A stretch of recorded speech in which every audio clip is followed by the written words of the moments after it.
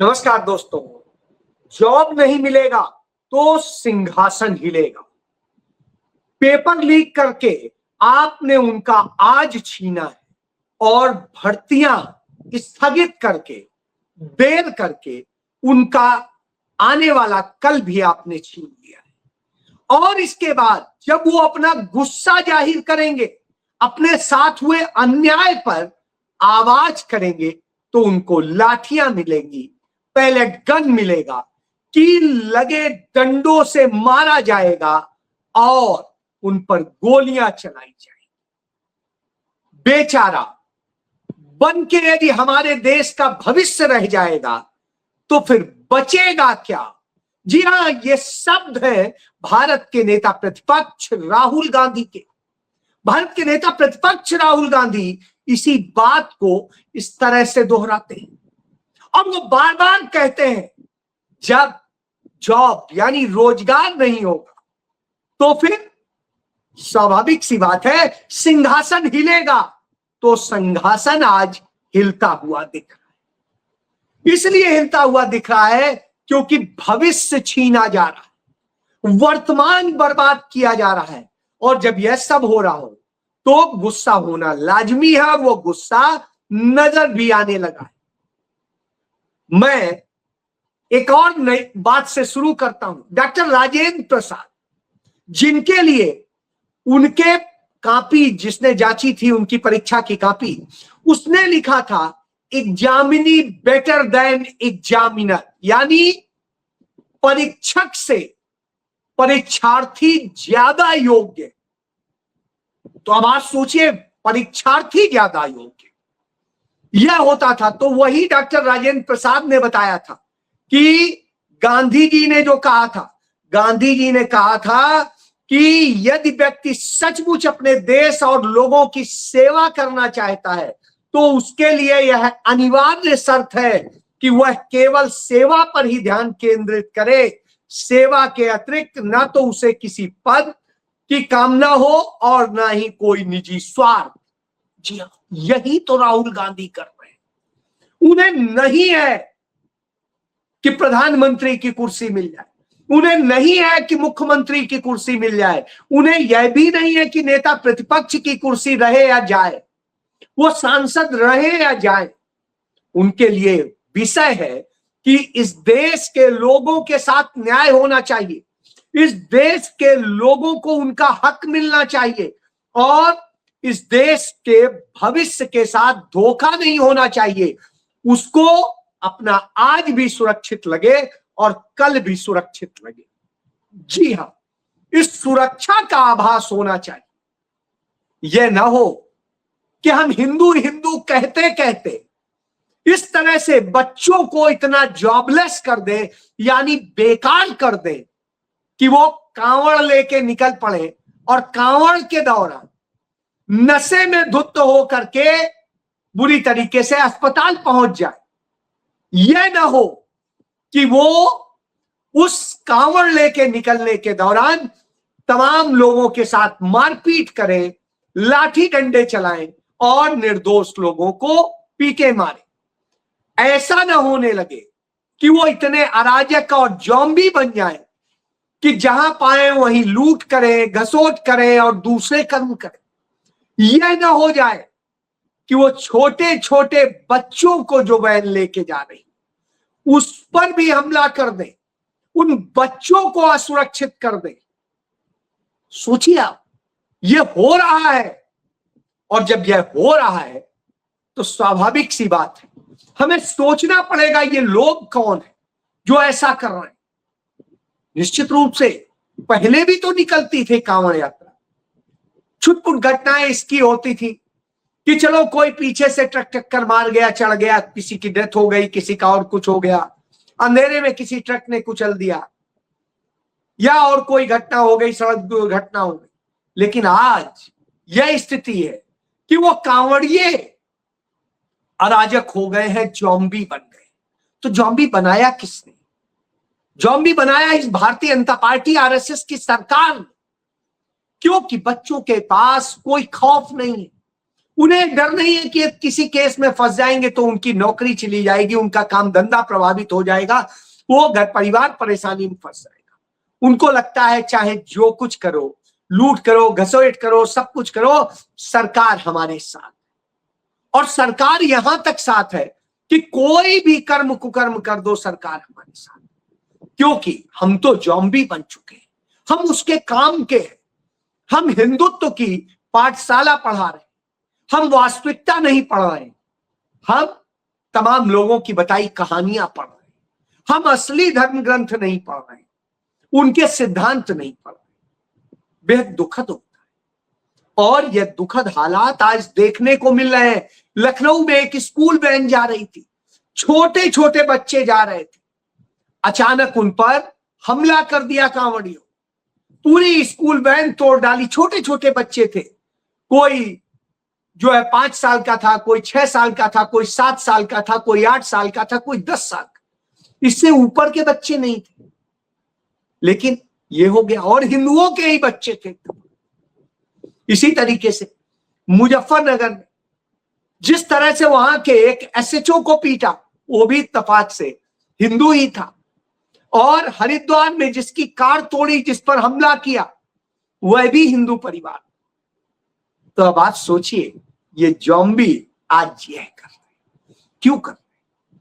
क्योंकि वो जॉबलेस, और जॉबलेस है तो नतीजे भी दे देते हैं।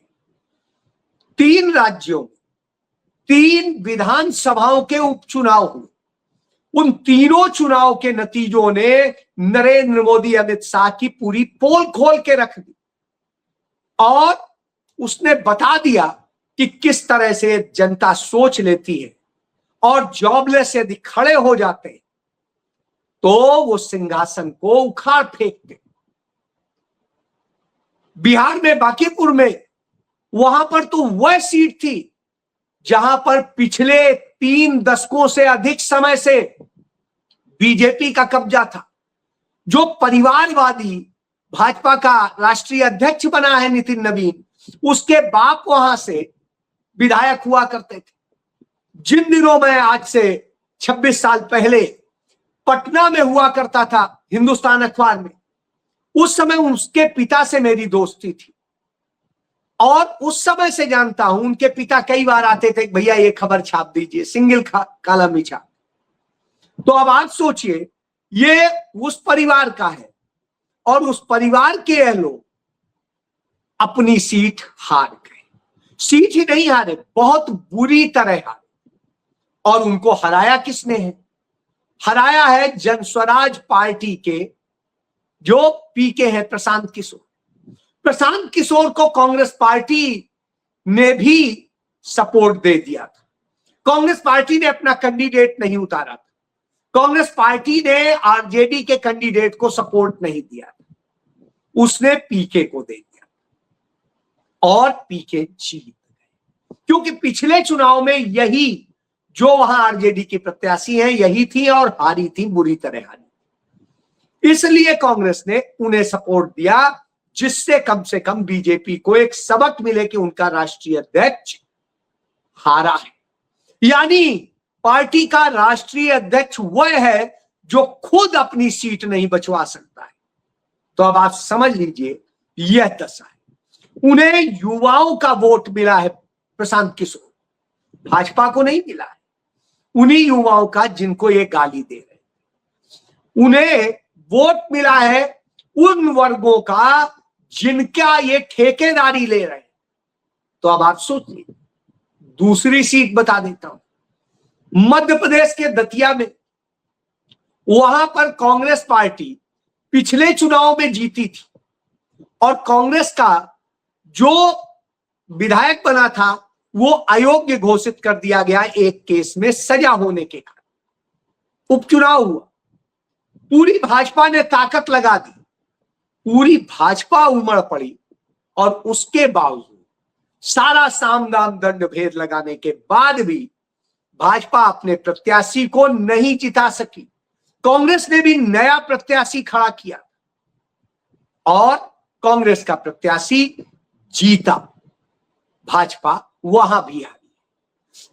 और यही नहीं, एक और नतीजा जहां भाजपा जीती है, गुजरात की बड़ोदरा सीट करीब 30,000 वोट से भारतीय जनता पार्टी का प्रत्याशी जीत गया और कांग्रेस हार गई। लेकिन आप कहेंगे इसमें क्या फेर है?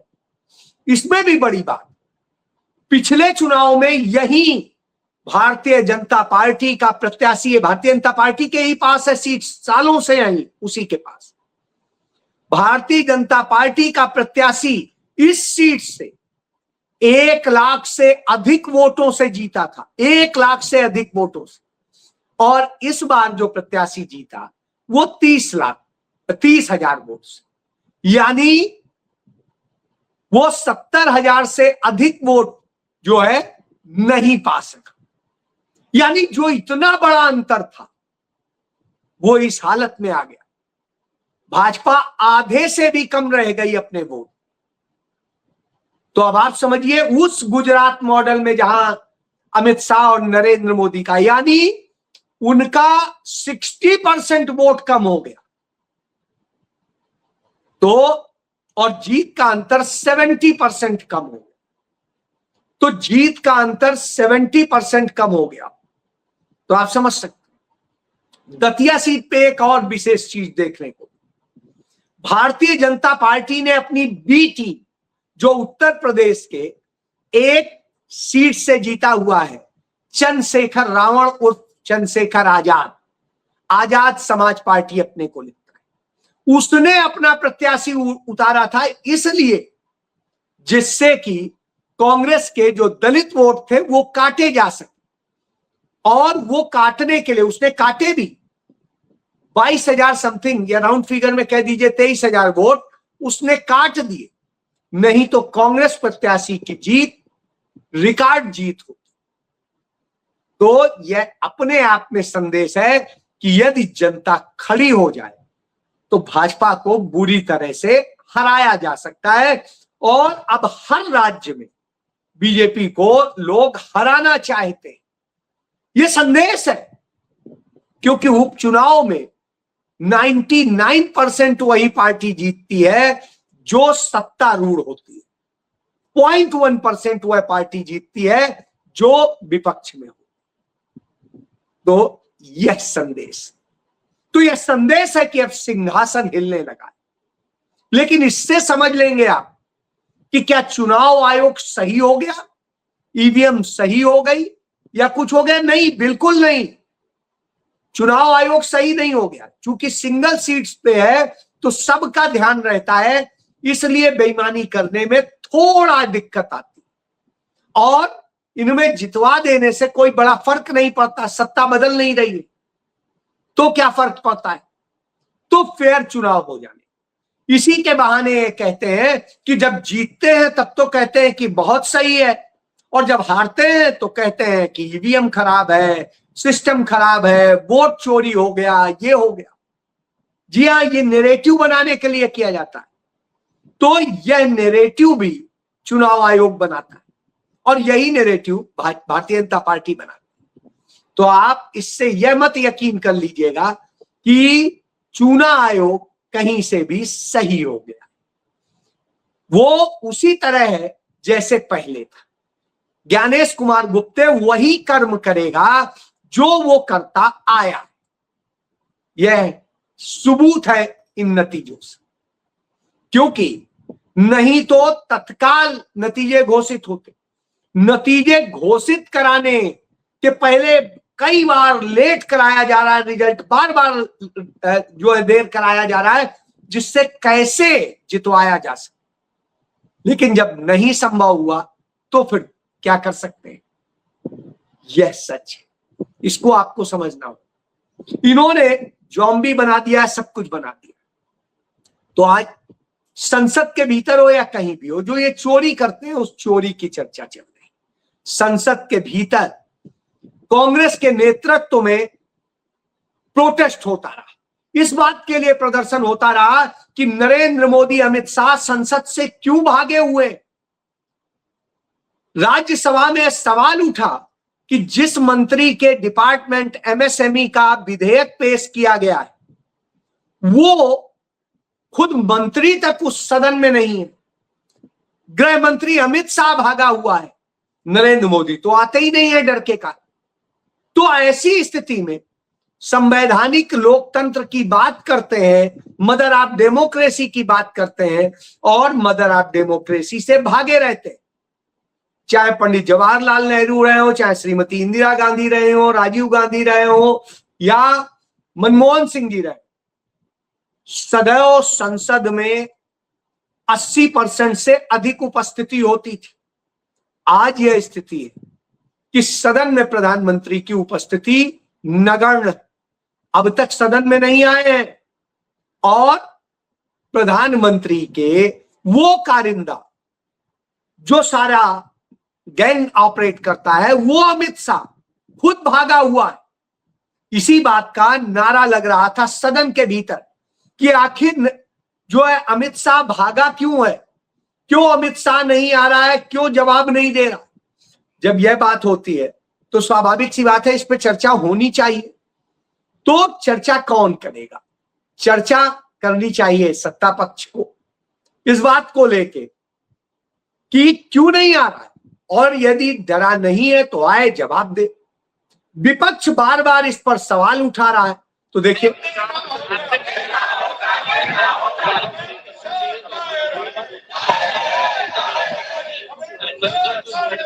अमित शाह कायर है, अमित शाह कायर है के नारे लग रहे हैं सदन में। और हम प्रधानमंत्री जी को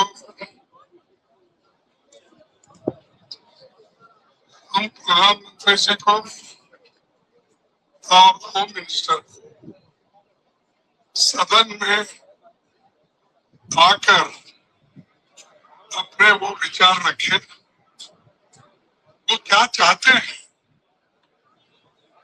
भाई चंदा चोरी का मामला है, उसमें उनकी राय क्या है।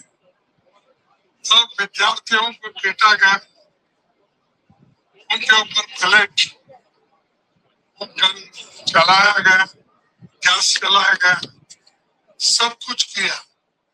आखिर ये हुआ क्यों? तो अब आप समझ सकते हैं, इतने दो छोटे छोटे सवाल है, उन सवाल का जवाब नहीं दे रहे, तो बच्चियां दे रही। पैदा हुए थे, उनको बोलते हैं हम अंधभक्त। सुनिए, 2014 में ना नए प्रकार के वायरस पैदा हुए थे, उनको बोलते हैं हम अंधभक्त। फिर उन लोगों ने अपने आप को म्यूटेट किया, वायरस म्यूटेशन से एक नया प्राणी पैदा हुआ, नंदभक्त, क्योंकि वो अंधे से नंगे हो गए।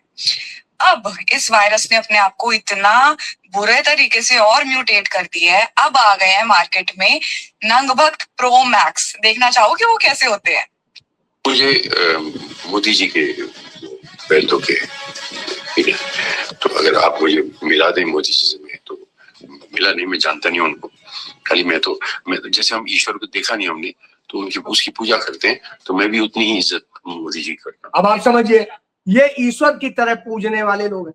तो अब बच्चे बता रहे हैं, वो बार बार बता रहे हैं कि नरेंद्र मोदी ने क्या स्थिति की है और किस तरह से की है, और ये स्थिति हो गई है आज कि अंधभक्त नंगभक्त। क्यों? क्योंकि आज हालत ये है, मैं आपको दिखाता हूं, शिवराज सिंह चौहान के क्षेत्र में, जहां वो मुख्यमंत्री रहे राज्य में, जहां से वो जीतते हैं, जहां से विधायक रहे, सांसद हैं, उस इलाके की क्या स्थिति है। छोटे छोटे बच्चे अपनी जान जोखिम में डाल के कैसे स्कूल जाते हैं, वो देखिए आप। और इसके बाद सोचिए, ये बच्चे ये कूद कूद के जाते हैं, सोचिए जाने का रास्ता नहीं, अपनी जिंदगी खतरे में रोज डाल के जाते हैं। यह स्थिति है। तो आप इससे समझ सकते हैं कि किस तरह के हालात इन्होंने पैदा कर दिए। जब ये हालात पैदा कर दिए हो तो जनता बोलने लगती है और जनता कहने लगती है। इनके मन में किसी के लिए ना कोई सम्मान है ना कुछ। तो यही बात कहना चाह रहे थे और कह रहे थे मल्लिकार्जुन खड़गे जी, जो नेता प्रतिपक्ष है राज्यसभा में और कांग्रेस के राष्ट्रीय अध्यक्ष हैं। तो उन्हें बोलने नहीं दिया उस हरिवंश ने, जो कभी पत्रकार होता था, लोकतंत्र और सबकी बात बताता था। मुझे एक बार चाय पे बुलाया और मुझे बता रहा था अपना लोकतंत्र और सब कुछ। मैं एक बड़े अखबार का उस समय प्रमुख संवाददाता था और ये उस समय प्रधान संपादक थे प्रभात खबर के। प्रभात खबर छोटा अखबार था उस समय। तो अब आप सोचिए, तो ये बड़ा वो करते थे कई बार खबर छपवाने के लिए हमें कि हाँ कह दीजिए इधर छप जाए उधर छप जाए। तो अब आप सोचिए यह स्थिति है इस हरिवंश की कि वो बोलने नहीं देता है नेता प्रतिपक्ष को इसी बात को लेके। अजय माकन उन्हें बताते हैं कि मैं भी विधानसभा अध्यक्ष रहा, मैं भी देश का गृह राज्य मंत्री रहा, मैं दोनों सदनों का सदस्य रहा और इसके बाद में मैं पहली बार देख रहा हूं कि नेता प्रतिपक्ष को बोलने से रोका जा रहा है, तो उनको बात नहीं पूरी करने दी जाती है और उसको भी काट दिया जाता है। यह स्थिति हो तो अब आप सोचिए, यही स्थिति आज देश की हो गई। इसीलिए तो राहुल गांधी कहते हैं जब जॉब नहीं होगा तो सरकार का सिंहासन हिलेगा। तो वो हिल रहा है, वो डरता है चंद शब्दों से क्योंकि वो कायर है और वो कायरता दिखाई दे रही है।